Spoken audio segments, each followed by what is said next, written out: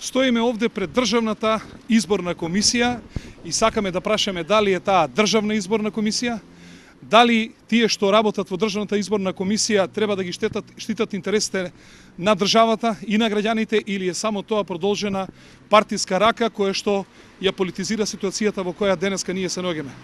Сакаме да ги прашаме јавно што прават 4 години и дали граѓаните на Република Македонија знаат дека овие луѓе што се работат во Државната изборна комисија работат професионално, за тоа земаат дебела плата од 1200 евра и на секои 4 години кога ќе дојдат избори тие треба да ни кажат дека не се подготвени за избори.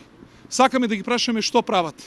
Што е причината за тоа што не си ја вршат работата и можат ли да им одговорат на граѓаните што во изминатите 4 години всушност тие работеле.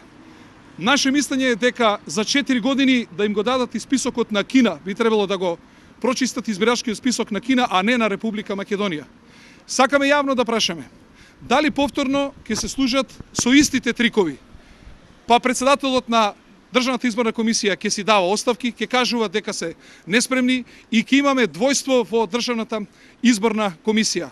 Впрочем, секаде во светот парламентот е тој кој што носи одлука за тоа дали ќе има и кога ќе има избори, а Државната изборна комисија е помошно тело кое што секогаш е подготвено да ги спроведе изборите. И затоа ги охрабруваме да престанат со политизација, туку да се зафатат со работа, затоа што за тоа земаат дебела плата и после секои избори делат по 30.000 евра бонус за наводно прекумерна работа за време на изборите.